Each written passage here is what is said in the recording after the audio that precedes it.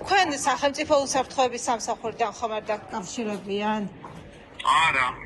სასურსათო მაღაზიების მფლობელების სულში დაკითხვაზე ჯერ არ დაუბარებიათ, რატომ ღირს ძვირი, წიწიბურა, ზეთი და კარაქი უკვე მეორე დღე ამ საქმეს სუსი უნდა იძიებდეს. კობახიძე ამბობს, რომ ეს სუსის საქმეა, რომელმაც უნდა დაადგინოს, არის თუ არა გარიგებები ქსელური მარკეტების მფლობელებსა და სადისტრიბუციო კომპანიებს შორის. სი რატომ იძიებს ამ საქმეს ფასების მატება როგორ დაქვემდებარება ასეთია სამართლებრივი დაქვემდებარება. ამერიკის შეერთებულმა შტატებმა სუსი არის სწორედ რომ სათანადო უწყება, რომელმაც შეიძლება ჩაატაროს ეს გამოძიება. ყოველი 10 ლარიდან, რომელსაც ხალხი პროდუქტში იხდის, 1 ლარი და 80 თეთრი ბიუჯეტში მიდის. კობახიძე ამბობს, რომ ამ გადასახადს არ შეამცირებს, მათ შორის არც ყველაზე მოთხოვნად საკვებ პროდუქტებზე. ფასები უნდა შეამციროს ბიზნესმა. დღეგი არის 18% და ფასნამატი არის 86%. თან ერთი რამეა გასათვალისწინებელი, რომ დღეგი ბიუჯეტიდან საბოლოო ჯამში ისევ ხალხს ხმარდება განსხვავებით იმ ფასნამატისგან, რომელსაც ადებენ დისტრიბუტორები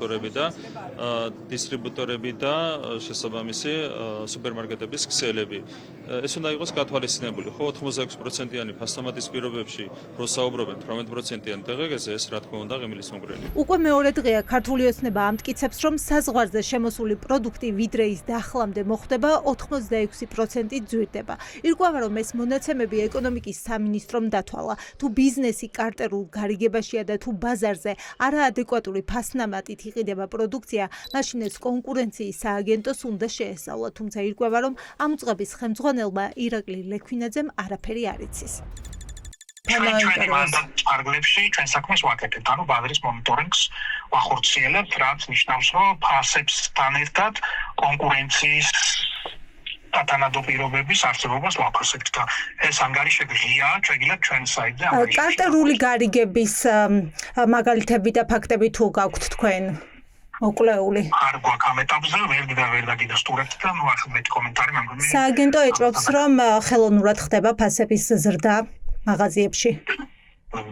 მე მგონი ჯობია რომ არ გავიძებოთ ეს კომენტარი ასეთ რეჟიმში, იმიტომ რომ გითხარით, რომ ჩვენ ვახორციელებთ მონიტორინგს ბაზრის და ბაზრის მონიტორინგის ფარგლებში ვაფასებთ კონკურენციას ბაზარში. ვის ხელშია ის ქსელური მაღაზიები, სადაც სურსათი ძვირი ან ძალიან ძვირი ღირს? Forbes-ის მონაცემებით სუპერმარკეტების წმინდა მოგების 45% ორ ნაბიჯზე მოდის. ამ ქსელის მსხვილი აქციონერია კომუნიკაციების მარეგულირებელი კომისიის შეფი კახა ბექაური. თავად ბექაურის შემოსავალი ამ ბიზნესიდან ბოლო წელს 20 მილიონი იყო. სამოქალაქო აქტივისტები და კორუფციის მკვლევარები ფიქრობენ, რომ კობახიძე მიცის, რომ იანვრიდან ფასების უფრო მეტად ზრდა მოხდება და ხალხის უკმაყოფილება მოსალოდნელია. ამიტომ გადაწყვიტა წინასწარ კამპანიის დაწყება. ეს პრობლემა მეტად და მეტად მწვავედ დგას და უკვე ადამიანები ძალიან ხშირად საზოგადოებრივ ტრანსპორტში ქუჩაში ამაზე ლაპარაკობენ. ეს უნდათ რომ ეს პასუხისმგებლობა რაღაცნაირად მოიშორონ და ვიღაცის პასუხისმგებლობა იყოს. აი როგორც ევროკავშირში რო ვერ წევრიანდებით რაღაცა დასავლეთის პასუხისმგებლობა, არეული სიტუაცია ვიღაცა ოპოზიციის პასუხისმგებლობა, ანუ რაც ცუდი ხდება, ყველაფერში ხო სხვისი პასუხისმგებლობა უნდა იყოს და გაზრდილი ფასებიც მოდი რა ჩვენი ბრალია. წარმოვიდგინოთ რა უნდა ქნას ახლა სახელმწიფო დინარაძე უნდა დაიწყოს ახლა სუპერმარკეტების დირექტორების დაბარება და უთხრას რომ 5 თეთრი დააკელით ფასები, ანუ იმის მაგალითად რომ გადასახადები დააკლონ, კობახიძეს უნდა მზრუნველი პრემიერის ჩვენება, კობახიძეს უნდა რომ იყოს რაღაცა მაგარი პრემიერი, რომელიც აი ძალოვან სტრუქტურებზე დაყრდნობილი, რომელიც შევარდა სადღაც სუპერმარკეტში და ფასები დაწია, ანუ დინარაძე რო შევა ახლა სუპერმარკეტში და დაიწყებს გამოძებას, ფასები დავარდება.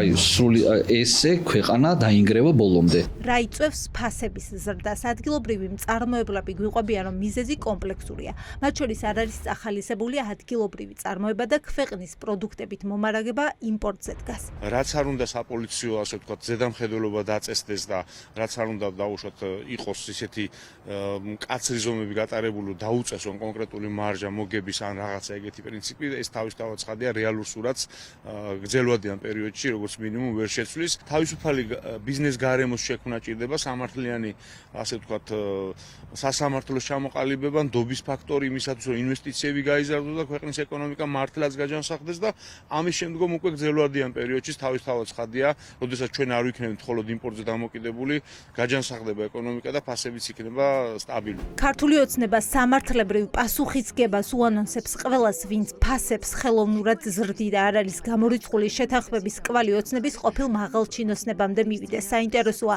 დაიბარებენ თუ არა გამოკითხვაზე ლევან დავითაშვილს, რომელიც 2023 წელს ეკონომიკის მინისტრი იყო და ფასების მოკვლევაზე დავალება ღარიბაშვილისგან პირადად მიიღო, თუმცა მოგვიანებით პროცესი შეწყდა. როგორც ჩანს, იყო მნიშვნელოვანი ხარვესები ცალკეული თანამდებობის თუ დარღვევები ცალკეული თანამდებობის პირების მხრიდან, რომლებმაც მათ რომ გამართულად კეთილსინდისიერად ემუშავათ, შეიძლება ეს პრობლემები არ დამდგარიყო. ფაქტია, რომ გარკვეული გადაწყვეტილებები უნდა იქნეს მიღებული და რაც შეიძლება სწრაფად, იმიტომ რომ არ შეიძლება ქვეყანაში ბოგინობდეს ისეთი ბიზნესი, რომელიც აებს საზოგადოების ისედაც შეჭირვებული ფენის ჯიბით სარგებლობდეს. როდის დაიწყებს სუსი გამოკითხვებს, რომელ კომპანიებს დაიბარებს და როგორ დაუთვლის მოგებას, ალბათ რამდენიმე კვირაში გამოჩნდება.